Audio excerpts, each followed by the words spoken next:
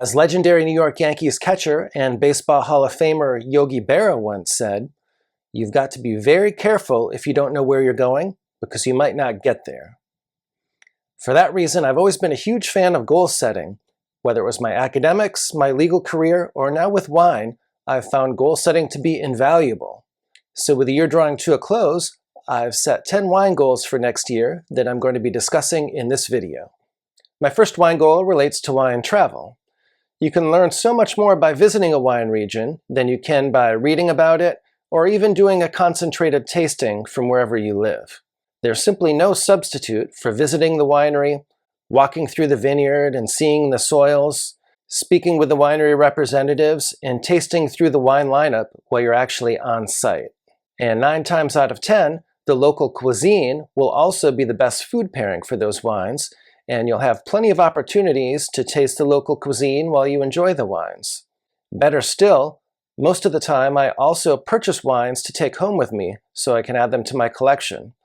In many instances, these are low production wines that it's impossible to get from where I live, or it's much more expensive for me to purchase them where I live than it would be to purchase them while I'm at the winery in person. Last year, my goal was to visit 3 different wine regions, and I actually smashed that goal and visited 6 different wine regions.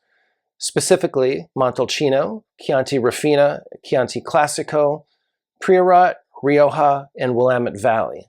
And so this year, my goal is to visit 7 different wine-producing regions. My next wine goal for the new year is to continue to identify underrated collectible wines.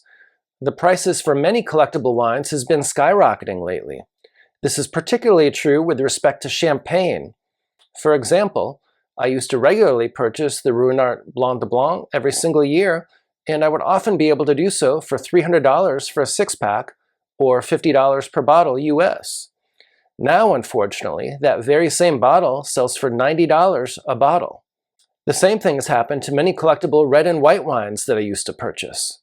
That is why recently I did a video on some of my favorite underrated collectible wines. But for the new year, I want to continue to dig in and do some more research and come up with another list of underrated collectible wines. And of course, I'll do a video with my findings and share that with you here.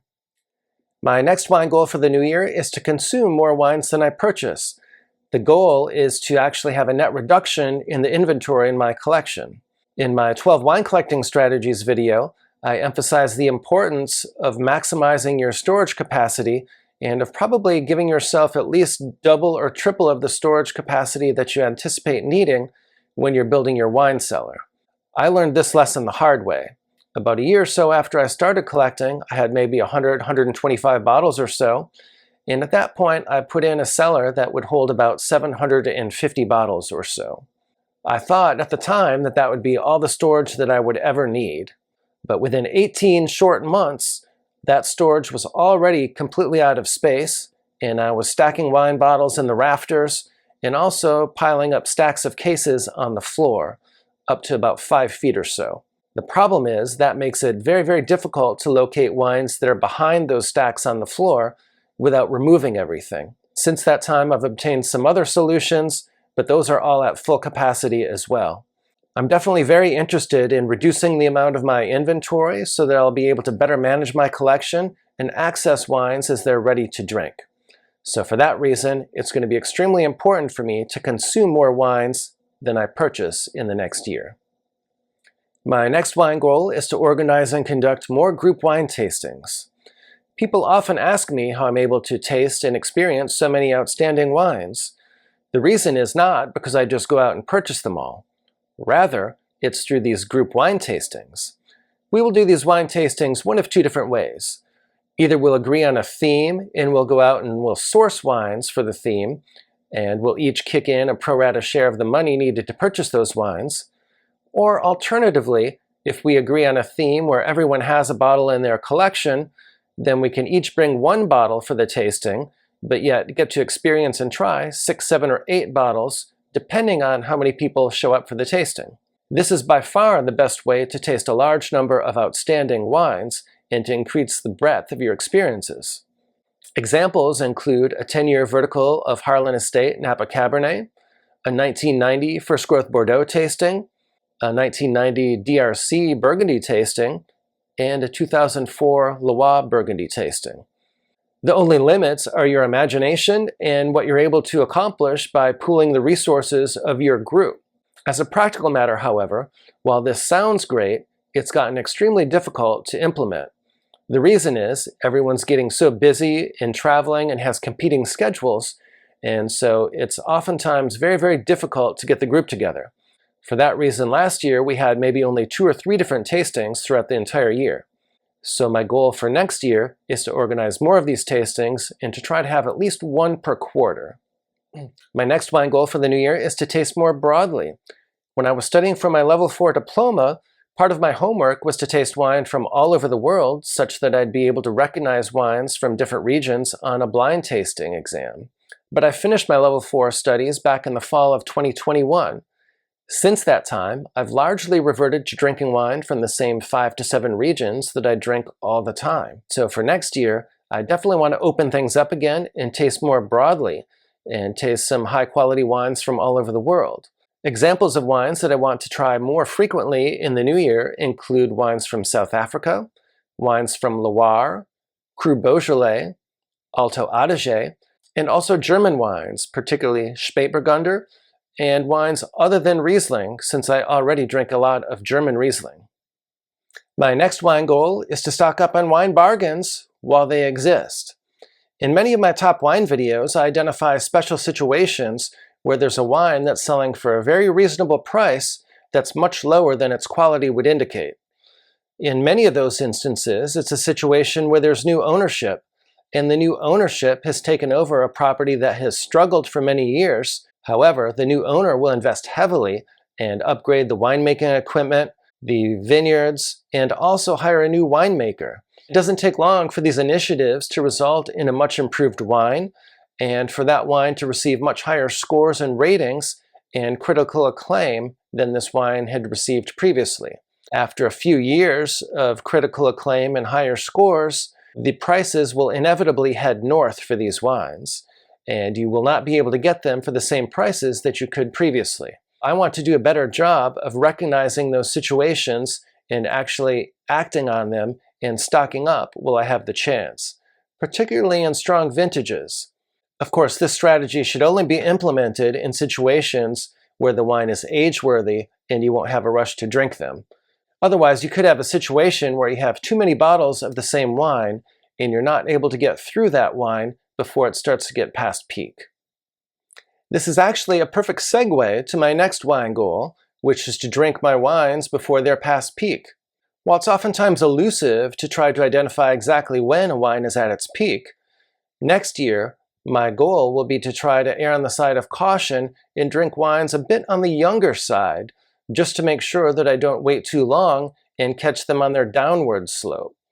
There's nothing more demoralizing than having a wine that's aged in your cellar for 10 years or more, only to find out that when you open it, that it's no longer as good as it should have been, and that you ended up waiting way too long to open it. It's extremely frustrating in a situation that I'm hoping to avoid going forward. One way that you can avoid this situation is if you use Cellar Tracker, there's a time to drink up report. This is something that I'll regularly check, especially if there's a night where I don't really have a strong preference about what I drink. I'll just check that report and then try to make a decision based on inventory management and enjoy something that I should be consuming before it becomes too old to enjoy at its peak. If you're interested in wine recommendations, wine collecting strategies, and learning more about wine, please do subscribe to my channel. I've been collecting wine for more than 15 years and also have a level 4 diploma from the WSET. So I have both formal certification as well as substantial practical knowledge from the School of Hard Knocks. My next wine goal is to try to taste more wine from exotic countries or countries that I've never tasted wine from previously. A few years ago I went to Croatia. At the time I didn't really know much about Croatia and my legal career was pretty busy, so I didn't really have time to do the usual research and planning that I usually do before a trip. And based on my experience watching Below Deck, I expected more of a beach vacation and not so much of a wine trip. But once I arrived, I soon discovered that I enjoyed the wine very much. And so before long, I was turning this beach vacation into a wine tasting tour. One of my most memorable experiences of all time is the day that I rented a speedboat and ended up going wine tasting from island to island by speedboat. Since that time, I've also enjoyed wine from countries such as Israel and Lebanon. But there's many more countries that produce wine that I have not tried yet, and so I hope to try more of them next year. My next wine goal is to take into account my time horizon when I'm making wine purchases. One reason my wine cellar is overflowing is because I get so caught up in the chase that I sometimes neglect to figure out when I would actually drink these wines before I purchase them. That's especially true with Bordeaux, for example. Bordeaux's been on a hot streak, and the vintages like 2016, 2018, 2019, and 2020 are outstanding. The problem is, however, I typically enjoy wines with substantial age on them after they have quite a bit of complexity and some tertiary characteristics. And so, for example, while the 2019 Lynch-Bage is a 100-point wine and a wine that I know I will enjoy very, very much, it's probably a wine that I wouldn't want to open for at least 20 years. So while that wine is a screaming buy at $160, I'll probably only buy 2 or 3 bottles of it because I know that I'm going to have to save it for at least a couple decades before I would really appreciate it. In many instances, that will mean that I end up buying back vintages of wines rather than new releases. Or if I'm buying newer wines, it's wines that don't require as much aging to reach their full potential, such as champagnes or other wines that are aged for longer at the cellar before they're released. So in the new year, I definitely need to take into account my time horizon when I'm making my wine purchases. My next wine goal is to open that bottle.